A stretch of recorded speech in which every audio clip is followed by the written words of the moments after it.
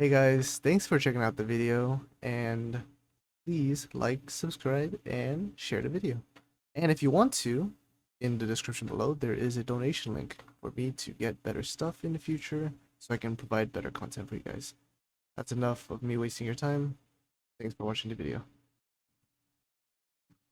So, just gonna do this dive, but this is just background stuff. So, there's a few things I wanted to talk about is basically the future bosses. Next week, we're not gonna have anything because that's gonna be a break week, but the week afterwards, we will most likely have Nervier, which is a type ranger boss, and Solace, which is the type siege version of the boss. They both look like Ministra, but basically, Nervier is a shadow in the hyperdepths of the counter side, and she hates every living thing and revels in hunting down those that run from her. A creature of the warped world, she's not bound by time or space and is always threatening the normal side beyond the walls. Nervier and Monolith specialize in fighting ground-type units. So Monolith, I believe, is the sniper. That is basically Adamant Sniper, but with full map range and can basically just one-tap your units on the ground, which is pretty damn annoying. So this boss right here, you will need Rosaria, and 100% if Leodmilla is out by then, you will 100% need her in this boss. Now, the battle pass ends in like 10 to 12 days. Next week, we have a break of 7 days. So, we should have Leodmilla that week. Maybe not right away, but hopefully we will get her. Unless there's a break in battle passes, then this boss is pretty much fucked. But, yeah, this boss is going to be pretty troublesome for C. Aside from that, we also have Solicitatio, a noble being that has numerous sisters on the counter side. Neither a corrupted object nor a shadow, she has been freed from the eternal tether of fate and became one with the warped world, attaining immortality along the way. She's smarter than any human and stronger than any shadow, but her arrogance may be her undoing. So she's basically more of a white-haired, red, corrupted type of Ministra, in decal at least. But you basically want to defeat Solicitatio before she reaches your ship. You can use tower units to temporarily distract her. Keep in mind she is a siege unit, so she will go directly towards your ship. Gabriel is going to be basically the 100% essential employee for the boss. Now, other than that, we also have Tyron Sword and Tyron Armor, but we won't really have to worry about these because they won't appear in C for a while. But basically, Tyron Sword is a Category 3 CO and is observed regardless of the death. Unlike the Beast type, which is dominated by instinct, it has a discretion to wait for an opportunity, thus posing a greater threat. Its combat style changes greatly depending on the armament floating around its main body.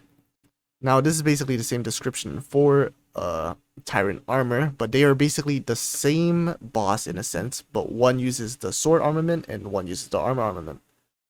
Now, a Category 3 CO having a sword and a shield or armor is a striker and a defender respectively. Now, they are pretty damn annoying considering that you have to play in a different way. So for a sword, I believe you need to attack with units that have multiple skill hits to interrupt Tyrant Armor's attack patterns.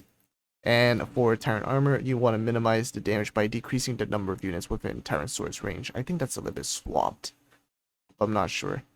Unless there's both of them in the same map. But I'm pretty sure it's supposed to be Tyrant Sword. You want to minimize the damage by decreasing the number of units within Tyrant Sword's range. And for Defender, you want to attack with units with multiple skill hits to interrupt Tyrant Armor's attack patterns. And that's pretty annoying for the most part.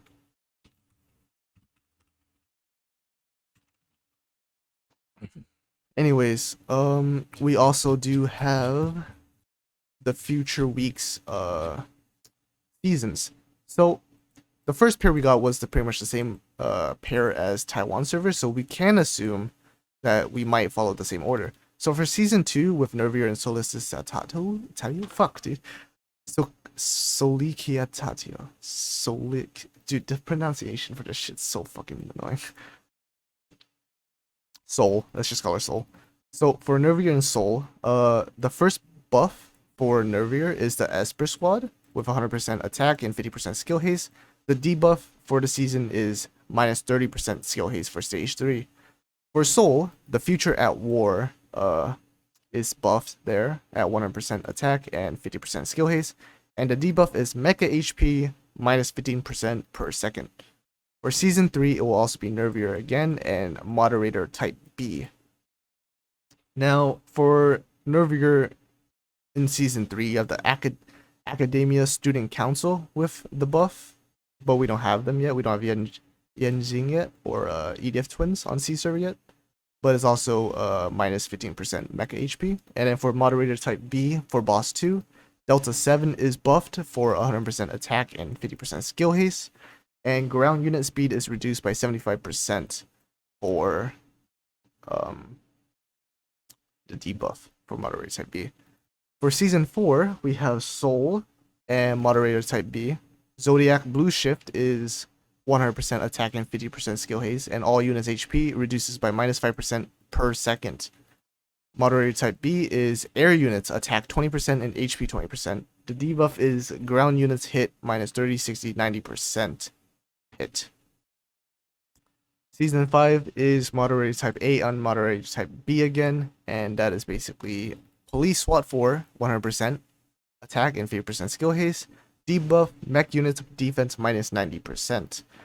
Moderator Type B is Alpha Trix, 100% attack and 50% skill haste, and air units hit minus 90% at stage 3. So those are the future danger close bosses in a sense, for the most part. It might not be 100% correct simply because we are the C server, but we're not gonna enjoy going against Nervier and Soul simply because we don't have the units for them. Keep in mind, we don't have the operators for this game mode, nor do we have certain units, simply because this game mode came after those people. So it's gonna be pretty hard, but that's pretty much it for the most part in terms of danger close bosses for the future.